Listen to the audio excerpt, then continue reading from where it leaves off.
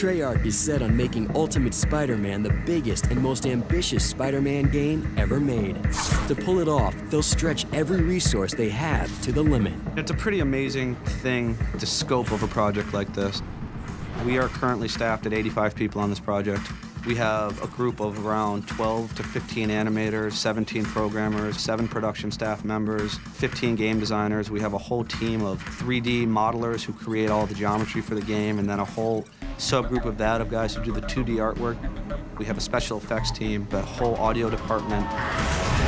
By the time this game is done, well over 100 people have had their hands on this project. Well, there's definitely a collaborative process that goes on between our lead designer, Brian Reed, and our creative director, Chris Bussey, and Brian Michael Bendis. They kicked around some ideas for what a storyline was. We had extensive research at Activision, what the most popular Spider-Man characters are. One of the ones that just sort of rose to the surface was Venom. When we introduced Ultimate Venom into the comic book, our sales spiked. They almost doubled. It was shocking, because we were doing all right to start with. I had no idea that Venom was that popular. We decided that we wanted to use Venom and do a Venom storyline. When Peter Parker was a boy, his dad and his best friend Eddie Brock's dad worked together to create what's called the Venom suit, and it was supposed to be a cure for cancer. And they created this hideous, monstrous suit that feeds off of the living force of people, turns you into a superhuman, but also makes you just uncontrollable. They tried to destroy their work because it was going to be turned into a weapon. Eddie Brock's father saved a little piece of it for his son to find, sort of his legacy. Both of their parents died under mysterious, tragic circumstances, and that really kind of sets them off on their different paths. 10 years later, Eddie has found a sample of the suit, and it's been part of his college work to do research on it. Eddie puts on the suit.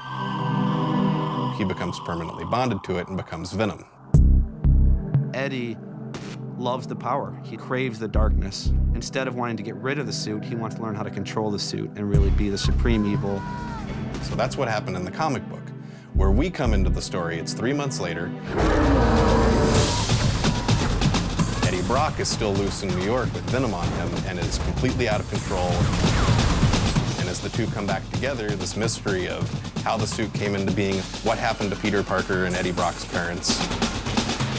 So we have all these questions that have never been answered that we get to tell everybody for the first time. To truly tell the tale of Venom and Spider-Man, Treyarch makes Venom a playable character.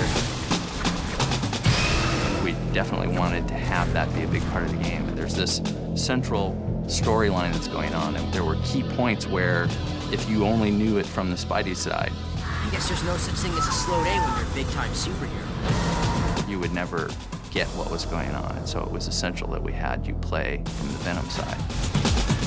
It shows the connection between our two playable characters that wasn't gone into as much depth in the comic book storyline.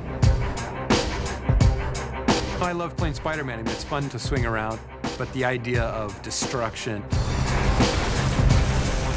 and being this kind of massively big, violent, very strong character that can really wreak havoc in the city is very exciting, really fun, and that's a pretty cool thing for a video game. As fun as it is to be Spider-Man and swing around the city and to save people, and the antithesis of that, there's a hedonistic pleasure breaking things and destroying things and blowing stuff up and eating people. We wanted both sides to be playable, but different. Or there's just totally different locomotion and combat systems for each player.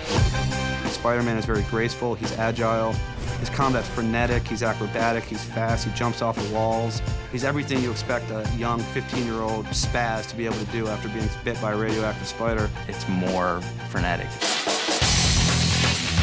fast, it's in, it's out. It's off walls, off light posts, off guys. On the other hand, you got Venom, who's this hulking, enormous, he's heavy, he's slow, he punches holes in things. There's a tremendous sense of weight. Venom's got kind of this super jump. And he's about being monstrous and rah, taking guys out with one swing, using his tentacles to wrap people up and feed on them. He consumes them inside of his body, and he spits them out unconscious and covered in slime laying on the sidewalk. It really just balances out the gameplay for us. Spider-Man and Venom won't be alone. Treyarch has virtually limitless access to the legendary Marvel Universe, and they're gonna take full advantage of it.